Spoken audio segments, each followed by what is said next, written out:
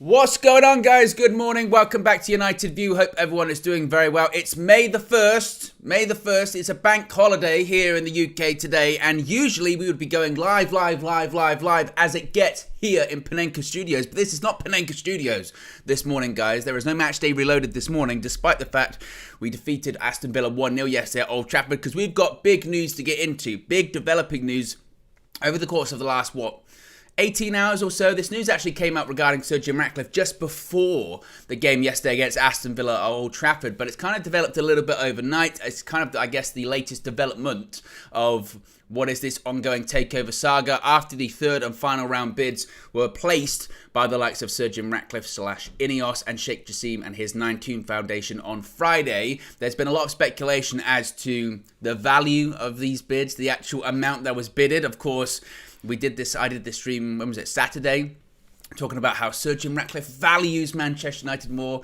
than the Qataris, and then there was pushback from that, suggesting that that was a load of nonsense, and they were saying we don't even know where it comes from. People were saying that there's a lot of PR-ness going on at the moment, certainly. But yesterday, coming from certainly one outlet, was suggesting that not only is Sir Jim Ratcliffe the front runner, or maybe the favourite after the third and final round bids, a deal may indeed be close. So we're going to be talking about that this morning. Plus, we're going to be talking a little bit about James Maddison. Links to Manchester United have also developed over the last 24 hours. A race between United, Spurs, and possibly Newcastle for the Leicester attacking midfielder in the summer. We'll touch on that. Jude Bellingham, of course, his future is still up in the air. Is he going to stay at Dortmund? Is he going to go to Real Madrid? Manchester United, are they in that race? Well, we may have a secret weapon. Yes, that's what we're going to rely on, a secret weapon to secure Jude Bellingham. We'll talk about that. Plus, David De Gea, another clean sheet for him yesterday. He is really starting to make some distance now between himself and Nick Pope in the Golden Glove race in the Premier League. But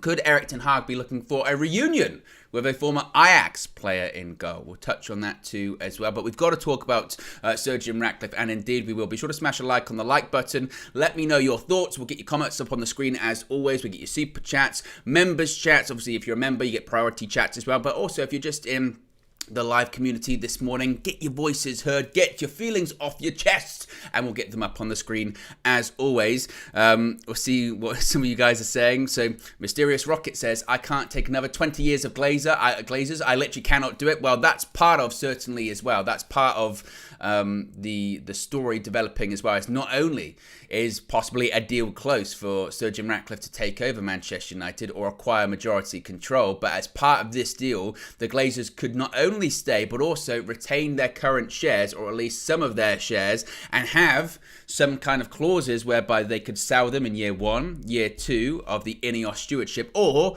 retain them overall. Yeah, that's kind of the reality that we're living in at the moment. However, it is just press speculation. People have signed NDAs. Ineos, seemingly, they've signed NDA. Well, everyone who's bid in this process would have signed NDAs, and there's a lot of conflicting information going on right now. So again, take it with a pinch of salt, but let's get into the story. Certainly, let's get into the developing story. As I mentioned, this came out just before the game yesterday, and this came from Duncan Castles, which is spotty, to say the best, it must be said. But, you know, for a few things over the last 12 months, certainly he got very much right regarding, you know, I think he was the first to report Cristiano Ronaldo's unhappiness at Manchester United and his desire to leave. Of course, that's because, if anything, George Mendes is reported, Duncan Castles is on top of it.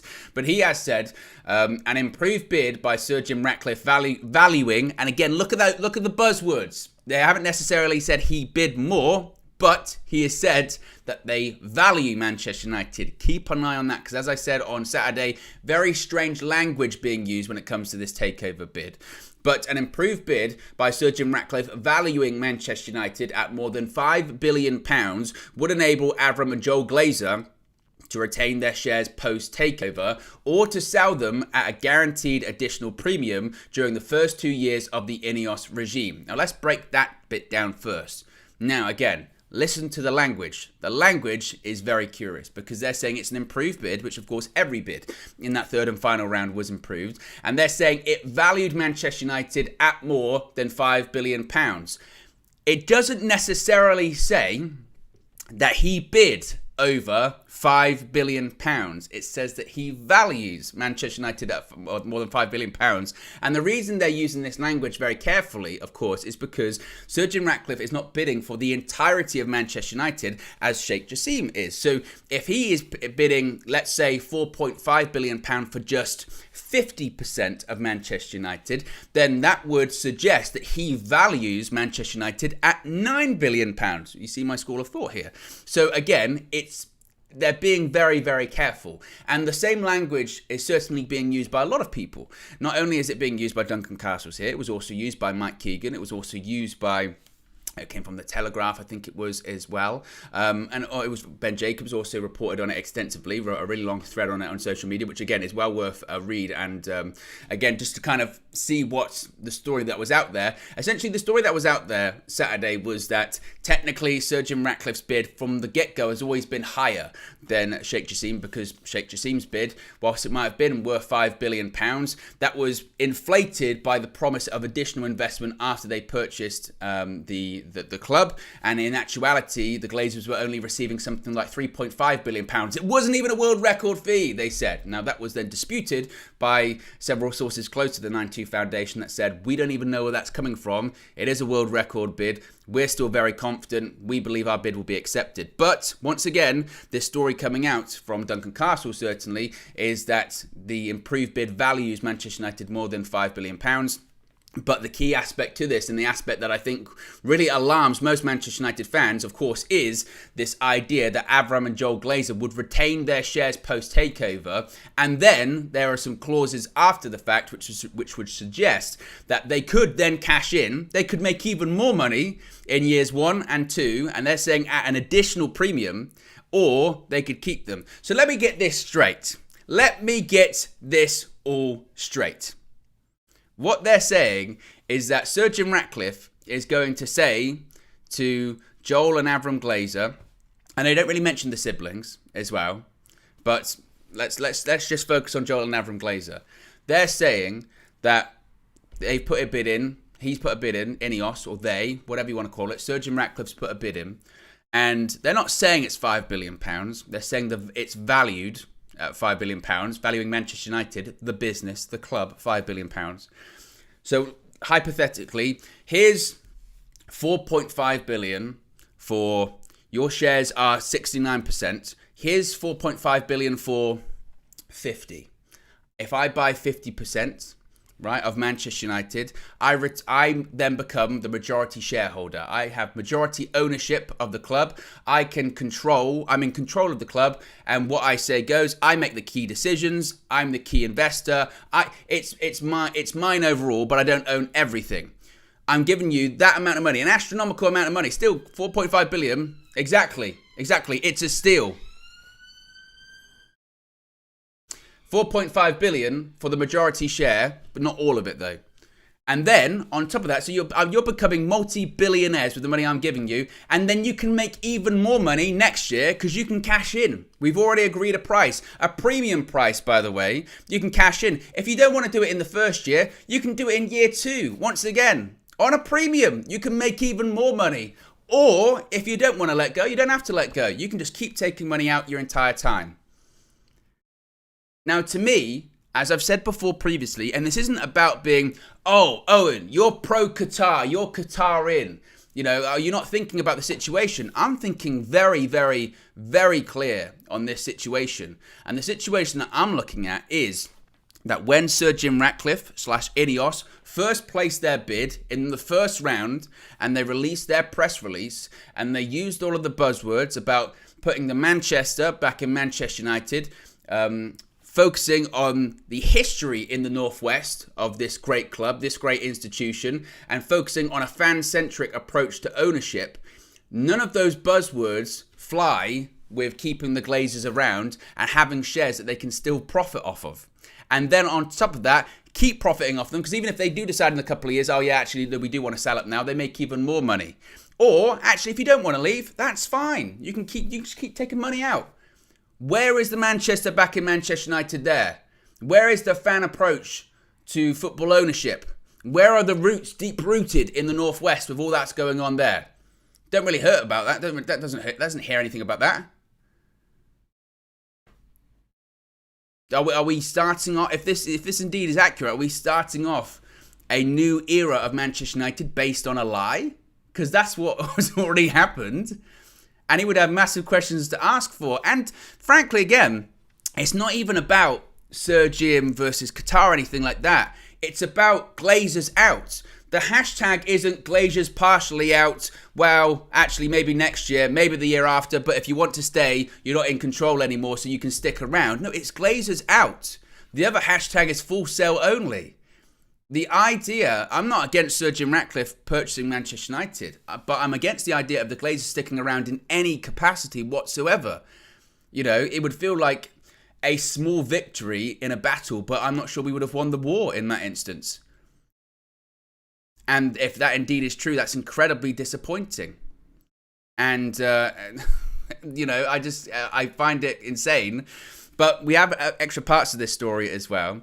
The article continues by saying, Ratcliffe's revised proposal would see Ineos take over the running of Manchester United while spending on new players, sports science and improvements to Old Trafford and Carrington. Avram and Joel Glazer would step down from their executive roles. But obviously that makes sense. Because if they're not the majority owners, they would no longer be in executive positions. They could probably care less about being on the board or anything like that, because they could care less about anything involving the club apart from money. And this is when those reports that were coming out Saturday, when, you know, allegedly Sheikh Jassim's bid was inflated by the promise of additional spending, additional capital, additional investment on top of their bids. And essentially, the report said, because it's true, the Glazers don't care about that. They don't care about money spent on the stadium. They don't care about money spent on the training ground. The Glazers aren't looking at these offers and going to the Rain Group, okay, how much are they offering? And most importantly, what about the stadium? Are they going to build a new stadium? Okay, what about transfer fees? Who are they going to bring in? How are they going to back the manager? They go scrap all that. The only figure that counts to them, how much money are we making? How much money is going in our pockets? And in the case of Sir Jim Ratcliffe, it's how much money is he giving to us now and how much money can we make later?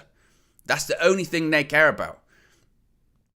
So of course they would step down from executive roles. Why would they even bother? It's a hindrance to them. Oh, great, I don't have the stress. Again, think about the offer they're being given here. We're giving you money for your shares, but you can also stick around and continue to make money. Continue to make money, continue to leech, even if it's not a case of dividends being taken out, because it probably wouldn't be at that point, because it'd have to get approval from the board. But they're still shareholders. They would still be making money. They still have the possibility to sell their shares and profit off success from Manchester United. It's not a clean break. It's a staggered one at best. And that's, again, horrifying.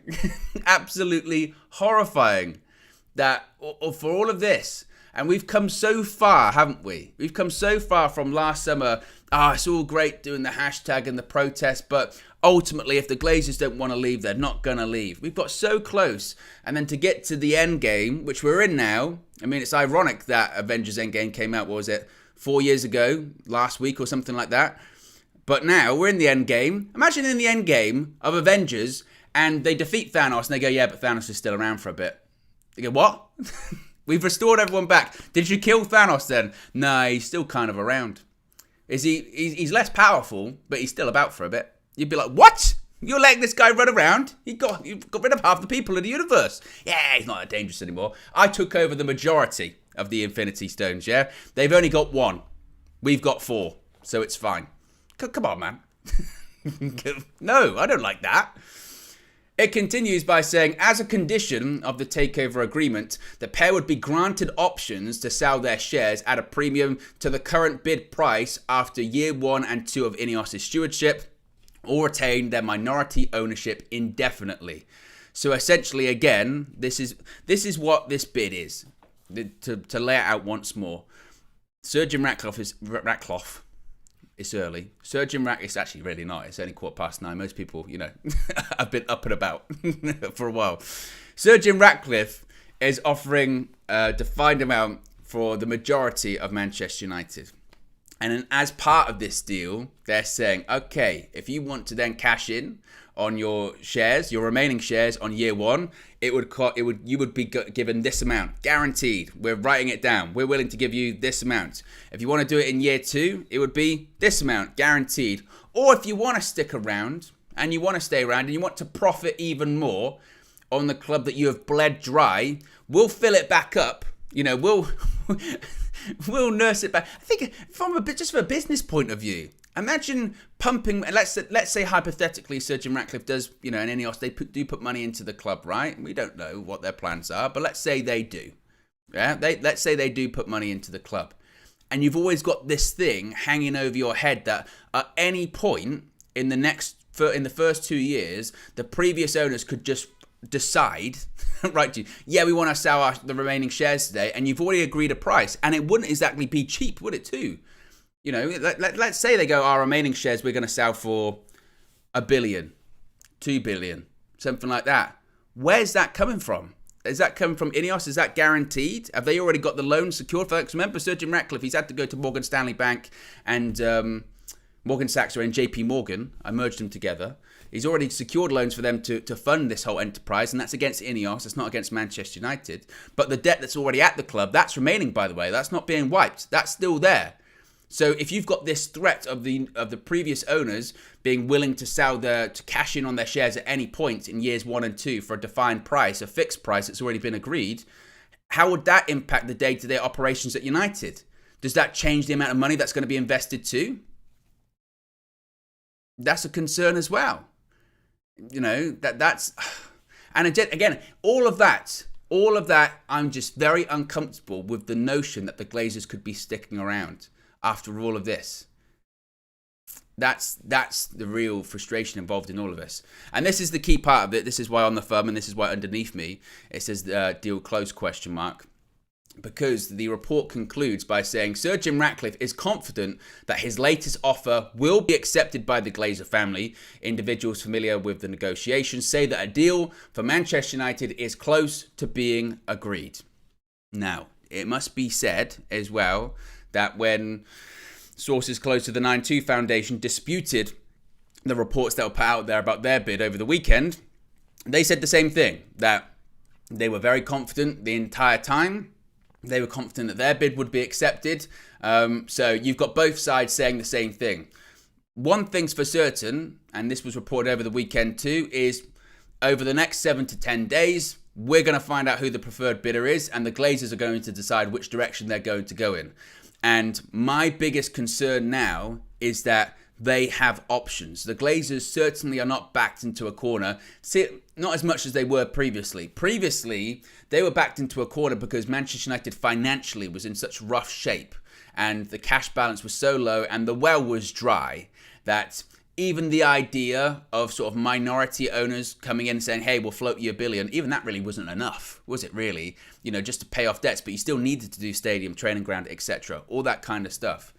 They're not backed into a corner anymore. They have options. And now that they have options, from their perspective, they probably do view, let's be honest, they probably do view Sir Jim Ratcliffe as probably the most attractive one to them. Money up front, money guaranteed for if they want it, and they can stick around and profit more money off Manchester United. All bases covered, really. And that's the idea of the exploration of strategic alternatives. And again, this isn't about me. I hate Sir Jim Ratcliffe and I'm pro-Qatari or this, that and the other. My biggest concern with this, my biggest concern is the fact the Glazers are staying. That's the issue. Because I've said before on previous streams, when Sir Jim Ratcliffe's first interest was reported, and it was he wants just to buy out the Glazers. He wants to buy out the Glazers share, which is 69%. I'm fine with that. Because they're not there anymore. They're gone. But any scenario in which the Glazers are sticking around, it's putting a Band-Aid over a gaping wound and thinking, it'll get better eventually. We fixed it. You haven't fixed it. Papering over cracks. That's the problem. That's my concern about it. It's not about pro-Qatar, pro-Sir Jim. It's about anti-Glazer. It's about Glazers out, not Glazers half in, half out. You do the hokey cokey. No, it's not about that. That's the problem. That's the issue. Let's get some super chats and we'll get some of your comments up on the screen as well. See if I can find the first one. I know it was quite a while ago. I was on a bit of a ramble. There you go. Harry Maguire with a super chat saying, this could all be... Harry, good morning. How are you doing? If you want to let us know about your future, Harry, as well, put another chat in. This could all be a smokescreen to see how fans react to Glazers staying. Sheikh Jassim won't just give up. I don't buy into... Whenever anyone says smokescreen or whatever, I somewhat roll my eyes a little bit because I don't think they're playing that kind of 4D chess. I definitely do believe there's a possibility of trying to diminish other people's bids, because that certainly felt like a thing over the weekend of saying, that the Qatar bid, especially when they start going, it's not even a world record bid. The whole time Sir Jim's has been a higher bid, and you go, really? Really? Because if you think logically about that, that makes no sense. If indeed that was accurate, that this entire time Sheikh Jassim and his 92 Foundation were not offering a world record bid, then why were they even involved in the race? They knew the Glazers, and they still know the Glazers want £6 billion for Manchester United. That's their asking price. And actually, it's kind of reduced a little bit. Other reports suggested that it had gone down to maybe sort of 5.5, or maybe even as low as sort of £5 billion. That's really what that's where the range was. And if they knew that this entire time, and they were offering, like, in actuality, £3.5 billion, they were never going to get that deal done. That was never, ever, ever, ever going to happen. That was never going to be accepted. And I just find it strange that throughout this entire process, how long and drawn out this whole thing has been, multiple rounds of bidding, that they would go that far with a bid that they knew was destined to fail, especially when you have competition. I mean, it's one thing if you're the only horse in the race and you go, eventually, they've got to sell, we're the only bidders, so they'll accept. But when you actually do have legitimate competition that can make deals like this Sir Jim deal, if you are offering a less than world record amount, it's dumb, frankly, because it's never going to go anywhere. It's never going to get accepted. So that's why I kind of had a hard time believing that one. But look, if that is true, then frankly they deserve to lose, because you can't. I just saw the Washington Commanders. I used this before at the weekend. The Washington Commanders, I think a deal's been agreed to sell them an NFL franchise for, was it $6 billion? And let's be honest, no disrespect to the Washington Commanders, or if you're a Washington Commanders fan, but Manchester United certainly is worth a lot more than an NFL franchise. I mean, they're one of the biggest sporting entities globally in the world. I think if you went to a lot of people over here, if you ask people in the US who the Washington Commanders are, that's fine. They'll probably know. But if you ask people in Europe, a lot of them might not. You ask people pretty much around the world, Manchester United, they'll be like, yeah, I know who that is. In terms of global exposure and in terms of revenue as well. So I found that one a little bit more difficult to believe. Ahmad with the super chat says, I'm sorry, but I'm not buying that Sir Jim Ratcliffe is the top bidder. English tabloid nonsense, probably circulated by Sir Jim Ratcliffe PR team. Well, look, again, the thing is, too, with all of this stuff surrounding the takeover, bids and what have you, is there is a lot of misinformation out there, clearly. I mean, this is the process that's not in the last bid, but in the second round bids. We had, real credible top-tier reporters, in the know people, that were widely reporting that bids had gone in from both Sir Jim Ratcliffe and from Sheikh Jassim, only to say an hour and a half later, or a couple of hours later, oh, by the way, those bids that we said had gone in, they haven't gone in. They haven't gone in, and we don't know why they haven't gone in. And then when they were talking to representatives from both camps, they were saying, we put our bids in. Oh, actually, we're thinking of putting our bids in. And then they were speaking to people from Raid, and they were like, we haven't got the bids. I'm not sure what's going on. It's farcical. I don't think, in reality, no one really truly knows what's going on. There is posturing, there is speculation, there is manipulation of trying to not only win the race to buy the club, but also win the race of public opinion, because that's what it's about too. But in addition to that, again, if let's say those bids sort of putting down the strength of the Qatari bid at the weekend, if they did come from Sir Jim Ratcliffe too, I feel that would be, I feel that backfired massively, because I didn't think personally that coming out of, if your big PR play is we're going to win and we're keeping the Glazers around, that's how you think you're going to win public opinion, or you're going to win the adulation of the fans. Quite the opposite. Quite the opposite of that. So we'll have to wait and see again how this indeed does develop, because for me, the idea of the Glazers sticking around in any capacity, even if it was they retained 0.5% of a share or 0.5% of Manchester United, I would still have massive reservations about that, because that's what this is all about. It's about Glazers out. It's about full sale only. And even if it was his original intention, like his original offer was, Sir Jim Ratcliffe, 69%, but the Glazers are gone, I can live with that. I can live with that, and I can say thank you for buying them out. Now it's time to prove yourself. Now it's time to invest in the club and live up to your promises. Live up to your word. Challenge for Premier League titles. That was in his initial press release too. Challenge for Champions League titles. Invest in the ground. Invest in the team. Invest in the women's team. Invest in the academy. All that kind of stuff. Live up to that. But in no point in that opening press release did you say that you were going to keep the owners, that every single United fan, one of the rare issues that everyone is united on about getting the Glazers out, at no point did you say, oh, we're going to keep them around. Because no one wants that. Nobody wants that. And if that's the foot that you're starting off your stewardship with, that's a concern for me. Massive. And it's very concerning. Very, very concerning, certainly as well.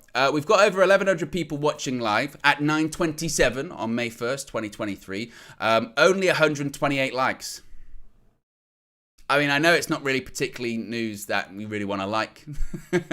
But if you haven't already, please do smash the like on the like button. Be sure to subscribe as well, bottom right-hand corner. There is plenty of, coffee. You know what I mean? I have had my coffee this morning. I was so tired when I woke up as well this morning. I think I'm nervous. I think I'm full of worry about this whole takeover saga. You know what I mean? But if you haven't already, click the like on the like button. As I mentioned, we do have plenty of content coming today. Of course, it's Tactical View, so you are going to get some match reaction as well. We are going to get Flex and Statman Cam inside UVHQ breaking down the tactics of yesterday's 1-0 victory over Aston Villa. Also, Full View. That's going to be a big, big show this evening. 6 p.m. as always. Full panel getting into a variety of topics. I'm sure the takeover will probably be the biggest and probably the most discussed in this evening's show, certainly as well. I want to hear the guys' opinions on that, whether it's Marcel, Mina, Kenny, KG, Flex. That's going to be fantastic as well. So yes, do tune in for that. Here we go, another super chat from Harry once again. Harry Maguire, maybe not leading on the pitch, but leading in the super chats this morning, says, Owen, if Ineos does win the bid, they are worth 20 billion, which is more than Abramovich or Bowley. Well, it's not disputing. I mean, and this is the thing as well. I think this is where people get confused, and maybe it's worth repeating here. I don't have an issue, and it's not a case of wealth. It's not a case of I want the wealthiest person to win. You know, because I've said a million times, it's not about money, it's about strategy. We've seen that with Todd Bowley. Clearly, you know, Todd Bowley, he's come in, he spent world record amounts in terms of transfer window spend. Chelsea spent the most that any club has ever spent, I believe, in a winter transfer window. They spent an astronomical amount of money in the summer, something like close in combined fees across both windows. What is it, like £600 million, something like that? They're a bottom half team. So it's not about money, it's about strategy. And for me, it's not as binary choice as I want the wealthiest person to win. I want the Glazers out. That's all I want. I want the Glazers to have nothing to do with this football club. I have already come to peace with the fact that they're going to be made incredibly wealthy people throughout this whole process. And we can't do anything about that. We can't. We just have to live with that. They already own the club, or they already own the majority of Manchester United. So it is what it is. Throughout this process, they're going to be paid billions, with a B, billions of pounds. But if that's what it takes to get rid of them, fine. But if that's what it takes just for them to reduce their impact on the club but stick around, that's what I have the issue with. It's not about wealth. It's about strategy. And the biggest strategy involved in this isn't actually stadium, training ground, academy, players, back Ten Hag, what have you. The biggest strategy and the number one bullet point in the strategy of anyone that purchases Manchester United should be get the Glazers out. That's it. It's not even that complicated. It's not about, Qatari money in and we want oil money and he's going to bring in Mbappe. I could give two shits if Manchester United bring in Kylian Mbappe, or they go for Neymar, or we have a stadium that's 120,000 people. Let's start off with basics. Let's start off with just basics first and get rid of the Glazers. There was a protest yesterday that was about all that. Glazers out. Full sale only. It wasn't Glazers partially out. It wasn't partial sell, or in a couple of years, maybe they'll leave. Maybe in year one, they'll sell the rest of their shares, or year two, they'll sell the rest of their shares, or they can keep them if they want to, but they're not in control anymore. It's Glazers out. It's really as simple as that. That's what it is. For me, it's not a case of wealth. And it's not a case of even preferring one person over the other. That's all that I'm looking for. Call me crazy. But that's the only thing I want is Glazers out. And it's very much that simple. Ahmad also says net worth does not translate to cash flow and sound strategy. I guess referring to Sir Jim Ratcliffe. Again, so I'm not even focusing on that. Again, I'm not even focusing on all that kind of stuff. I just want the Glazers gone.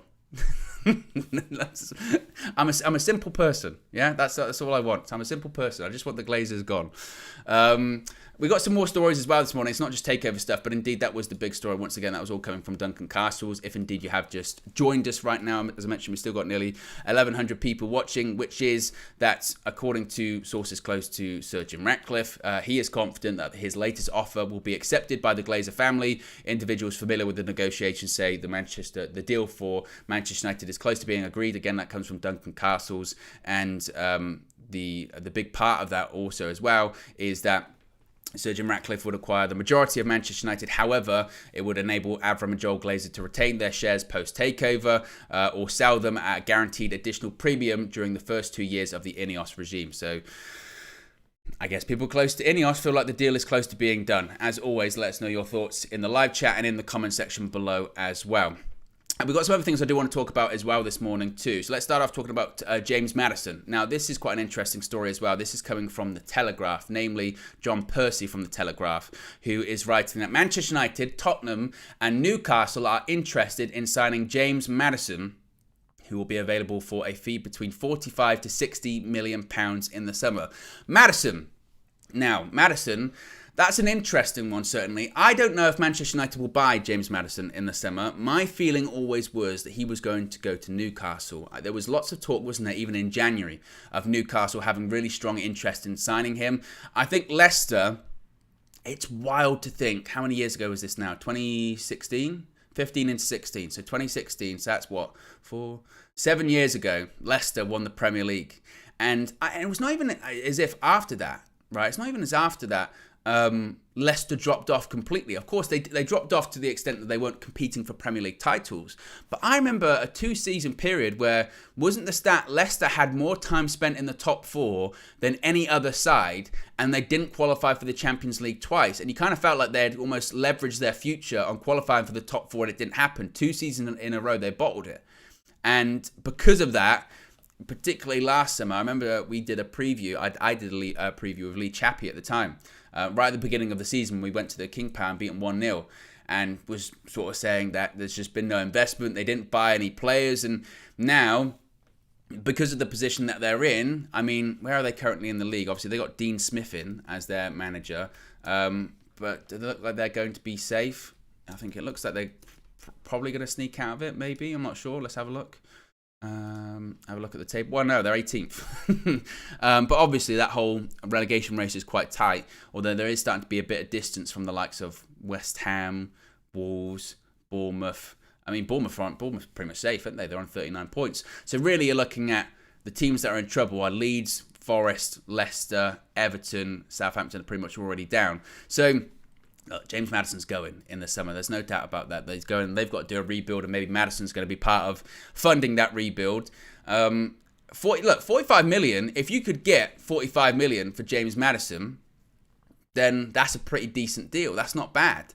But 60 million, as I said, my feeling always was that Newcastle were the front runners, and Newcastle had maybe even had done a deal in January for the summer or something like that. And because sometimes these informal agreements do happen of stick to the end of the summer, we'll let you go. Maddison, at this point where Leicester are in the league and for the season that they're having, he's too good. He is way too good for Leicester. Would I like to see him at United? I would. I'm not sure how often he'd start though. Thinking about it.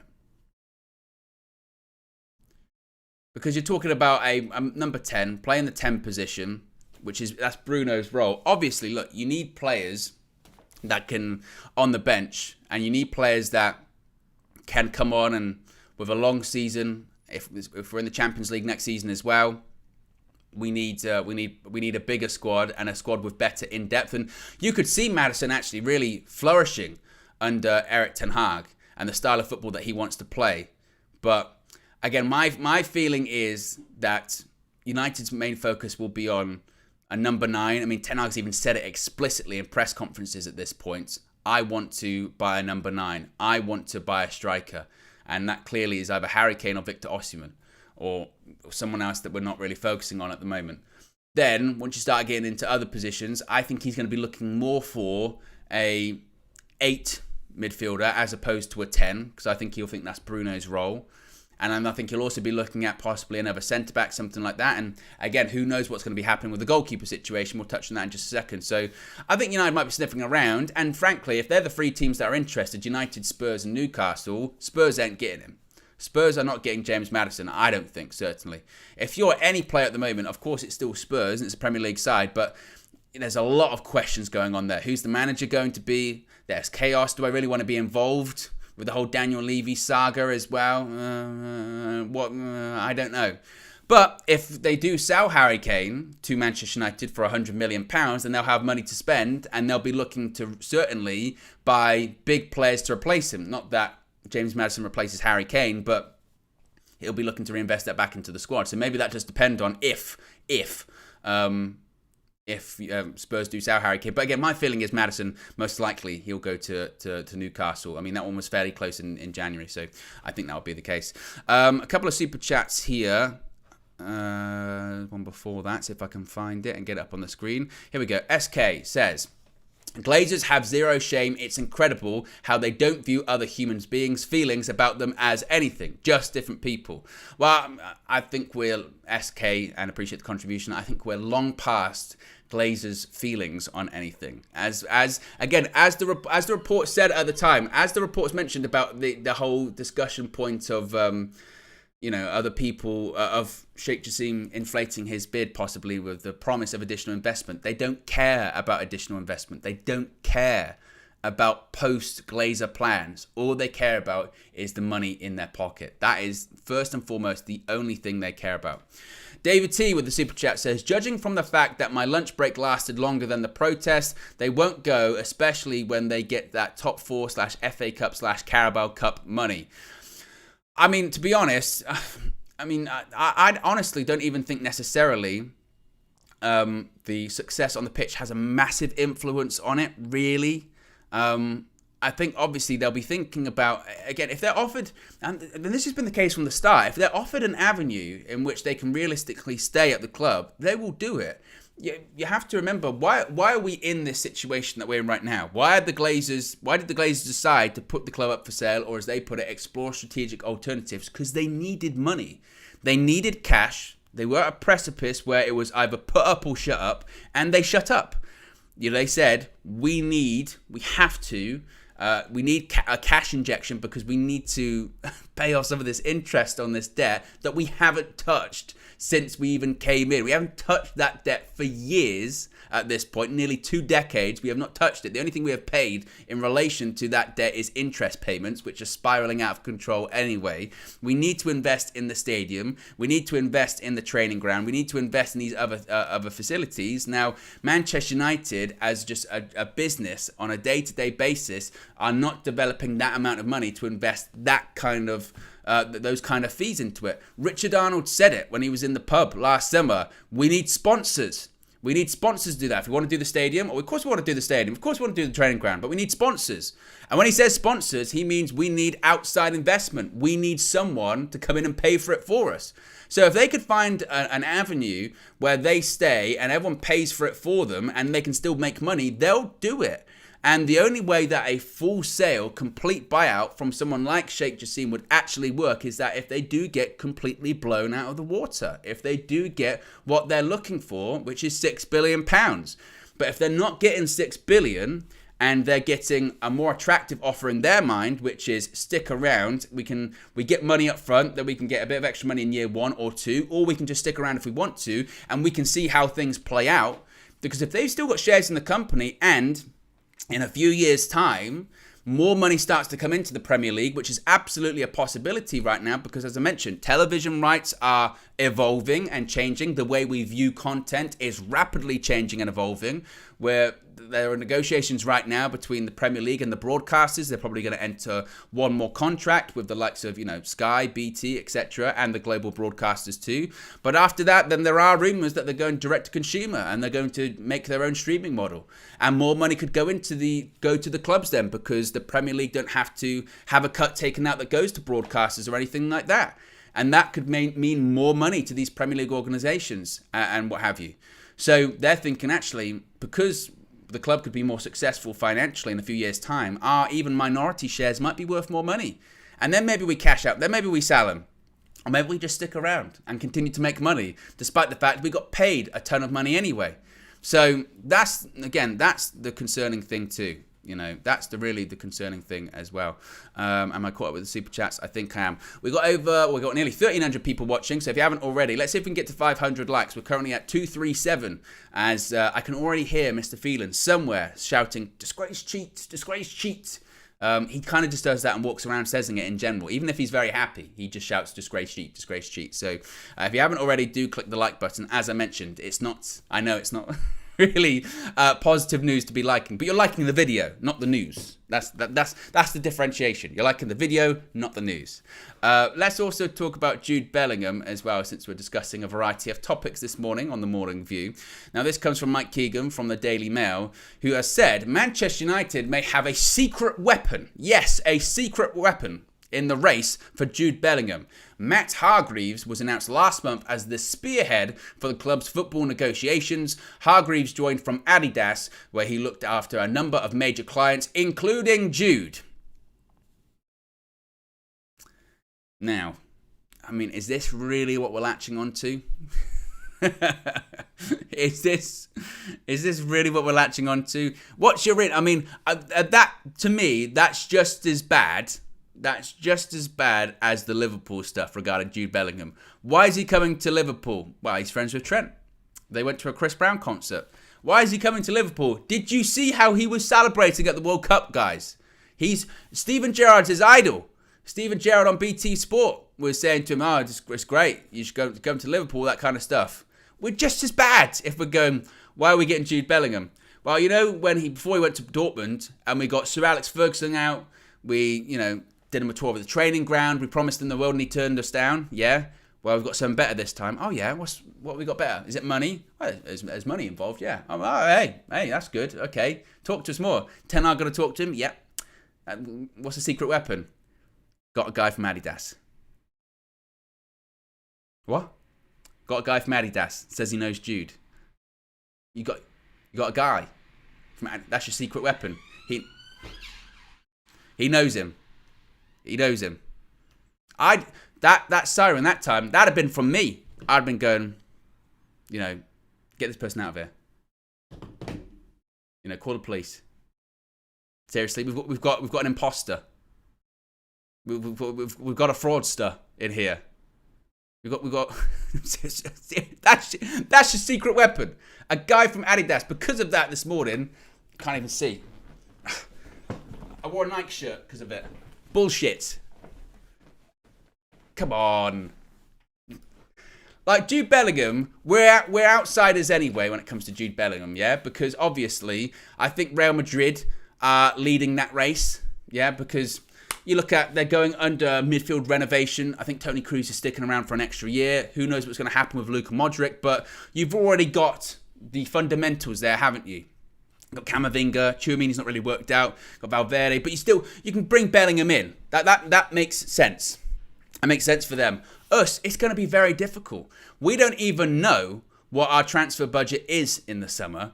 We know that we want a striker that we're going to have to spend minimum 100 million on. If we buy Jude Bellingham, that's costing even more than that. Jude Bellingham, in my opinion, goes in the summer, if indeed he does go, because they reckon a stay at Dortmund isn't completely off the table too. If he goes in the summer, I think it's, what, 120 million pounds minimum? Are we saying that? And we think Man United's going to spend that, plus get a striker, which we desperately need. I mean, it would be very Man United of previous years, wouldn't it? We need a striker. Forget the striker. We got Jude Bellingham. How much for? 130 million. Where have we got the money for that from? Don't know. But we've got a secret weapon. Why? Adidas friend. Adidas friend in the negotiations. You know, I don't have a pen near me. Shocking, I know. But what? Jude Bellingham's nearly there. He's just about to sign his Madrid contract. Stop! What? Who is it? It's my Adidas friend. Yeah, it's Matt Hargreaves. Well, sorry, Don Carlo. I know I was putting pen to paper here, but the guy from Adidas gave me a call. So that's what I'm looking for. You know, come on. Secret weapon. I'm not even saying that it's impossible that we sign Jude Bellingham. We're not the favourites, certainly. There's Real Madrid and there's Man City ahead of us. And they're far more attractive propositions. They are, you know, in terms of winning things, in terms of where he's going from, and in terms of just money as well. Like, no. That one's... Let's move on, yeah? Let's move on very quickly. He's either going to Madrid or Man City. That's it. End of. Frankly, if you want to talk about secret weapons and friends that might convince him, maybe the friend that he actually played with, Erling Haaland, not that long ago. That might be something to convince him. Not a guy that he knows from Adidas. Secret weapon. Not even a misfire, is it? It's just pretend. I've got a weapon behind my back, and they go, oh, you know, oh, fine, I'll give you the money, and then you pull that out, and it's just your finger, like that. And they go, well, I'm putting the money back in the cash machine then, because you're not robbing me. You've got nothing. You know, these aren't weapons. Imagine someone just tuned in then. Let's move on and talk about goalkeepers. Yes, somewhere, if you listen close enough, you'll probably hear another siren eventually, but if you listen close enough, you can hear Marcel screaming for joy and celebrating and going, goalkeepers, yes. Maybe, just maybe, this is another story which I went, really? Ten Hag wants a reunion with another former Ajax player. Now, even though he fell out with this player in his exit from Ajax, Erik ten Hag, according to reports in Italy, say that he is keen on reuniting with Inter Milan goalkeeper Andre Onana. Yes, that Onana. The report continues by saying Chelsea currently lead Manchester United and Barcelona in the race to sign Inter Milan's Andre Onana. However, a deal is far from being agreed, with Inter having made it clear to Chelsea that they expect nothing less than at least 40 million euros, which would be like, what, 35 million pounds something? But when I saw this, I went, why? First of all, I didn't go, what's his name? Oh, no. Sorry, what's his name? Again, it's a Rihanna pun. You know, the show's very quickly diverting in different directions. Yeah? Oh, Lil Yo, we're on the same wavelength. Yeah, what's his name? Oh, no. What's his name? But again, there is a lot of history there because... And I'm not completely up to date with the entirety of the facts here. But from what I can recall, Onana was suspended for a long period of time. Didn't he fail some kind of drugs test or some kind of doping test, I believe? And so he was out for a period of time. But during this period of time, his contract was expiring. And he had essentially already agreed to go to Inter Milan. And he said, I'm going to Inter Milan. Then he came back from suspension, I think, and then was playing for a bit and then fell out with Ten Hag and then never played a game again for Ajax. And Ten Hag wants to bring him in. to United. He wants a reunion. I absolutely hate you. Do you want to come into Manchester United? What? Like, and there's no doubt in the quality. He's a good goalkeeper, and I think, and obviously, he could do the style that Erik ten Hag wants because he did it before at Ajax. But why? Why would United? Why would Ten Hag even consider that? Why would he even think that? As Tank says, water under the bridge. A lot of it. As Andre says, he got sent home from the World Cup as well. So clearly there's friction there as well. So I'm not even necessarily disputing that maybe Chelsea could be interested or Barcelona could be interested. I mean, Barcelona, they still got Ter Stegen. It's not as if Ter Stegen's on the way down. He's one of the best goalkeepers in the world. Chelsea, you could argue they might be looking at a new goalkeeper because they got Kepa in goal. I don't know what happened to Mendy. Felt like he won the Champions League and AFCON and then decided that he was just never going to be a good footballer ever again. So maybe they are still in the search for a goalkeeper. But the United part of it just feels like we need to bump up this story and put more teams in. Who should we put in? Man United. Man United interested. Why? Managed by Ten Hag, innit? So, reunion. Didn't they fall out? Not really. I mean, well, they did, but, he might want to bring him in to a bigger club with more scrutiny. So I would rate this one as a 0. I'd rate that one as a 0, and yeah, not happening. Not at all. So, yes. But when it comes to David De Gea, as I mentioned, he is now, was it 2 clean sheets clear? Was it 3? 2 or 3 clean sheets clear in the Golden Gloves race. There was a story that he put on Instagram which had a few people talking, and I'd like to know your opinions on it. In the story, it's De Gea kind of standing on the pitch like that, sort of tightening up the gloves and looking very serious. And he's put an emoji on it, and I believe it's the eye roll emoji. Like that. Now, obviously, lots of people are reading into this many different ways. What do you think? What do you think that means? Do you think it's... I mean, the eye roll could mean a lot of different things, and we're at a time which he's in contract talks. Does it mean he's frustrated? Exactly. This one. Thank you from Lil Yo-Yo. What was he trying to say? Is he trying to say he's annoyed? Frustrated? With contract negotiations? Is he sending shots to Marcel? I'm sick and tired of Marcel disrespecting me. Tank said, did he press the wrong emoji? Is it meant to be that purposely vague? Probably. Is it meant to get people talking?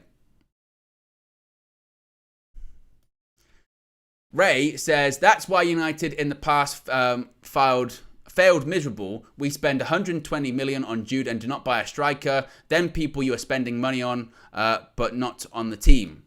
Regarding, we're talking about Jude Bellingham. Yeah, well, I don't think we'll get Jude Bellingham. I think that the striker is the priority. It's clear, A. And to be honest, irrespective of all of the takeover nonsense, I think if there's one signing we can be confident on happening in the summer, it is that Manchester United will sign a new striker. Now, I can't say what the signing will be, and who the signing will be rather, but I think we will get a striker, certainly, as well. But just for the last few minutes, if some new people are joining us, because I can see that there's nearly 1,300 people watching live, still only 304 likes, we will recap the news that we started off the show with. Also, as well, I'm going to put a poll in the chat for the next 7 minutes or 5 minutes whilst I'm live. Who wins? Actually, that's bad. That's a bad way of phrasing it. Oh, actually, I can put... Who wins the takeover race? After this news, is it going to be Sir Jim / Ineos? Or is it going to be Qatar? Poll in the chat. And by the way, don't be shocked if we get even more reports and even more speculation about bids not being as high as they are, or deals being close, or people being confident that their bid's going to succeed over the other one. Tank Sherman says that he wants Delia Smith in. I can smell what you're cooking. Yeah. Where are you? Let's be having you. We need more of that at Old Trafford. Yeah, we need more drunken chefs on the pitch, screaming into microphones. That is, in terms of Premier League history, that is a wild, wild moment. The owner goes onto the pitch at Carrow Road and berates a sold-out stadium. You have to, honestly, I mean, that is some next-level wine drinking, yeah? Next level wine drinking to go. I tell you what, I had a few too many last night. Oh yeah, what did you do? Did you embarrass yourself? Well, I went into a Premier League stadium and started screaming at the crowd. Yeah. Well, we've all been there.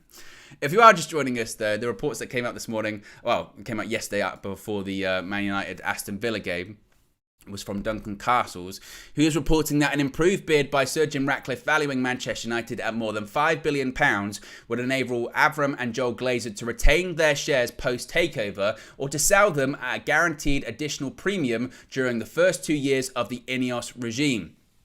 Ratcliffe's revised proposal would see Ineos take over the running of Manchester United while spending on new players, sports science and improvements to Old Trafford and Carrington. Avram and Joel Glazer would step down from their executive roles because, of course, they would not be majority owners, so they wouldn't be in full control of the club. As a condition of the takeover agreement, the pair would be granted options to sell their shares at a premium to the current bid price after year 1 and 2 of Ineos' stewardship or retain their minority ownership indefinitely. And I suppose that's really the key part of all of this, is that essentially the bid in place, or one of the options in place, is that Sir Jim Ratcliffe pays this amount of money, a large amount of money for the majority of Manchester United, but not all of the Glazers' share. They would stick around with their minority shares. They would have the option, it would be written into this purchase agreement, that they could sell their shares for a premium on top of the money that they already would have received for their shares after year 1 or 2, or if they want, they could keep them indefinitely.